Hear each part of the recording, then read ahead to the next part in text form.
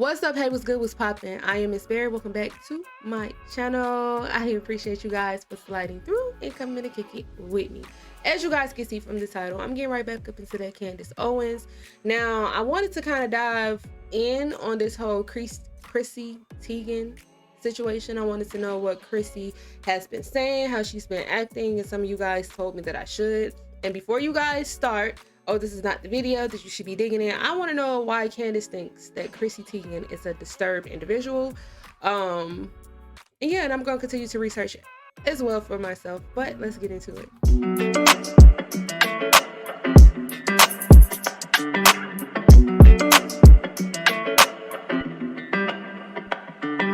All right, y'all, let's get into it.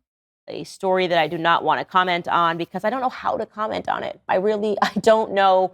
I have almost nothing left to say about Chrissy Teigan. I thought we put her in a box and we sent her off. And I need to go back. Really, she should have had her social media accounts taken from her after we unpacked her extensive need to tell teenagers to kill themselves. Chrissy Teigan, you can't talk about a death cult without bringing up Chrissy Teigan. She loves suicide, preferably telling people that they should be committing suicide, and still has never apologized to any of those then teenagers involved, because why should she have to? She's Chrissy Teigan. She's the wife of John Legend. She's a Hollywood A-lister. You can sort of see now that the public is trying to, her PR team must be great. They're trying to reintroduce us and make us forget that she's a total psychopath. She is actually a psychopath. They for whatever reason, feel compelled to keep themselves in the media politically by just making extreme comments, right? So Chrissy Teigan, if you did not know, and I'm going to say this now because at the time it felt inappropriate, obviously, she suffered a miscarriage. It was, I think, about a year ago. I could be wrong. And we know that she suffered a miscarriage because they posted videos. They named the son Jack. She was in the hospital. They were trying to rescue his life. And eventually she had a miscarriage, according to Chrissy Teigan, right? She posted these extraordinary photos. I think I heard about this, about she saying that she had a miscarriage, but she really had an abortion. I don't want to speak too soon. And I do want to show you some of these photos because at the time, despite the fact that as a mother, you felt so bad if you were like me, I saw these photos and I said, you know what? It's a little weird that these photos were taken. I'm going to be honest. I know that you guys felt that way. She took these, photos in the hospital right after having lost her son, of her crying, of her praying, of her and John Legend sitting. Let's take a look at some of these photos. Here's one as just one example. She is, sitting on the bed in the hospital and she's crying. It's a very sad photo, but it begs the question, who took the photo, right? Like who actually, after they lose their child, who would be so invasive as to take their phone out or take a camera out and photograph a woman in this, horrible position, this very sad position. But then there's another photo, here's another one of her and John Legend, and you goes, okay, if John Legend didn't take that photo of her initially, who was the third person? So she didn't have no abortion if she's holding the baby in her hand, right?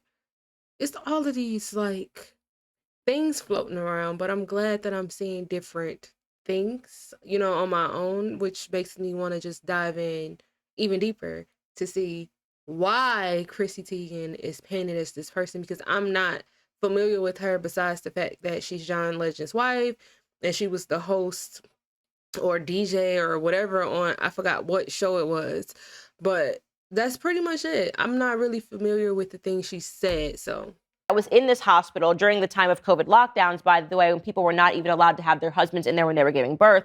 Who could be so invasive as to take a photo of the both of them in this moment, this very vulnerable moment, right? We were all thinking it at the time, but again, this was a topic regarding miscarriage. So we just went, whatever. I personally think Chrissy Teigan is addicted to social media. She's addicted to getting attention. And I thought that this was evidence of that. And I also felt, and I'm going to say it now because it feels like it's okay to say it now, that it was a PR strategy, right? If there was a firestorm about how disgusting and horrible of a person that she had been online to so many people, and then suddenly she pops up, she's pregnant, and then she loses her child. And rather than announcing that they lost their child, they put these very graphic photos on the internet. And once again, the press then says, oh, forget all the suicide stuff, that she's so brave. Look at her. She's photographing herself going through a miscarriage. We love her again, right?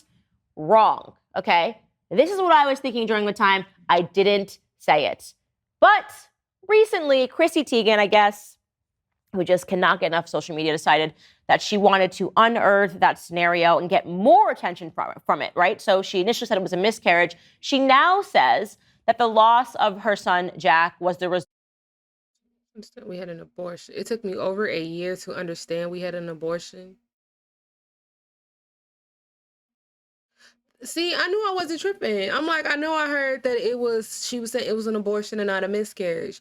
But it took you a year to understand. I could take that differently. By, her saying it took her a year to understand, like to come to terms that like, oh, wow, I really just did this. Or it's like, are you not aware of the decision you chose when y'all chose it? Or I'm just trying to figure it out. This is, yeah. Of a life-saving termination. It actually wasn't a miscarriage. She said he had no chance of survival, so that they opted into getting an abortion. I'm sorry, what? Are you kidding? You can just update that. So you had the entire world mourning with you. You released these photos to the public, and you said, I had a miscarriage, of you crying in a hospital. Sounds right? Like attention. And the world came to your aid and said, we're so sorry, you're so brave for posting these photos. But now you find it to be politically expedient to say that it was an abortion instead. Here's the quote she gave. She actually said this, quote, let's just call it what it was. It was an abortion to save my life for a baby that had absolutely no chance. She also said that it was because of the Supreme Court's decision to I mean, she's entitled to her own opinion, to say what she want to say, feel how she want to feel. It's her body, her choice. All of the, at the end of the day, let's just be honest here. Just me hearing that, it doesn't sit well in my ears or how I feel, because I am a mom. I'm a mom of an 8-year-old, and it's just the experience of everything. Like, I understand, to be honest, if it was a situation where it was like to save me or my baby, save my baby. Like, I've only been on this earth for 29 years, but if my baby has a chance to survive or to live, like, I will want that. And at the same time, I don't want to have a child to grow up in a world, without me, without their father or anything. Like, I don't want my child to not have family or anything like that. But it's just like, oh, the child didn't have no chance of survival, so we just decided to abort it. Like, maybe if she would have described it or put it out better, like worded it better, then maybe we wouldn't, or whoever is thinking the way that I'm thinking, because it's not even just because Candace thinks this way is what. No, just me hearing it just doesn't sit right in my ears. It's just a different way that she could have worded that. She could have definitely reworded that. Turn Roe v. Wade that prompted her to reconsider how she spoke about her experience. After telling her husband, John Legend, that she sympathized with people who have had an abortion, he helped her to understand that her own experience was actually an abortion. Oh, okay, so you just decided to reconsider a miscarriage and to categorize it as an abortion. You sat down and said, oh, how can we get more attention? Because taking photos of ourselves going through this thing that should be incredibly personal between you and your husband, having some third-party person capture it and then quickly putting it on Instagram for likes, and then having your PR agent get you a bunch of applause throughout the media. Applause. Oh, she's so brave. So it wasn't enough, right? Now everyone's arguing about abortion. You think you can insert yourself into this because you're a sick, mentally ill individual, okay? Chrissy Teigan is mentally ill. There is no question about this, right? If you want to talk about what social media causes, the issues that it causes, the mental illness that it causes, we should be examining Chrissy Teigan as a prime example, okay? A prime example. The fact that you would use a dead child for attention, not once, but twice, right? You just said, oh, it's evolved. I'm going to actually metamorphosize this thing that happened to me. I'm going to metamorphosize. First, it was a miscarriage. You felt bad for me. But wouldn't you now think I'm so brave if I then said my miscarriage was instead an abortion? This is what's going on in her sick, twisted, demented little head. And she does it. Oh, after seeing what the Supreme Court said, I realized that my miscarriage was actually an abortion.